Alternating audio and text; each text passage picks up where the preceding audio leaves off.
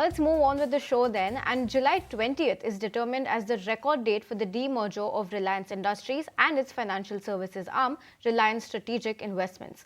The new entity will be renamed as Jio Financial Services.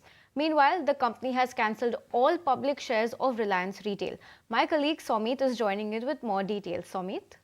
So Reliance came out with this announcement on Friday where they said that the step down subsidiary Reliance Retail, they'll cancelling all the 34 lakh shares which are owned by public shareholders. Now public shareholders who hold close to 0.07% stake in Reliance Retail will get close to 1,362 rupees per share for that. Now why is RIL doing so? Now Reliance Industries holds around 85.06% stake in Reliance Retail Ventures, which then owns around 99.93% stake in Reliance Retail. Now this is Reliance Industries' second attempt to provide an exit to these few public shareholders. Now the first attempt was made in 2019, and even if in going out in future, if Reliance Industries plans to list its retail arm, it will be RRVL, that is Reliance Retail Ventures, that will get listed on the exchanges and not Reliance Retail, and hence Reliance Industries is providing an exit to this public shareholders.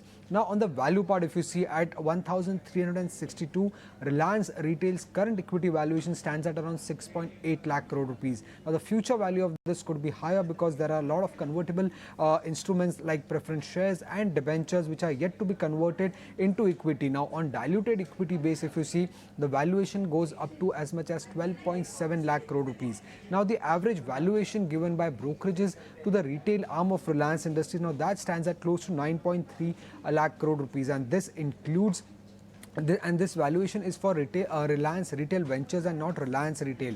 Now what does RRVL own? It owns the offline stores of Reliance Retail. It also owns all the retail related acquisitions that Reliance Industries has done since 2020, and it also owns the e-commerce business. And how has the valuation moved so far? Now in 2019, if you see, when RL had made the first attempt to provide an exit, Reliance Retail was back then valued at close to 2.8 lakh crore rupees. In 2020, when the structure of RRVL was formed and investors were bought into RRVL, then that time RRVL was valued at close to 4.7 lakh crore rupees. So if you see, in nearly 3 years, Reliance Retail shareholders are getting 45% more value of their base, and in the last 4 years, that is compared to the 2019 value, they are getting nearly 2.4 times the value.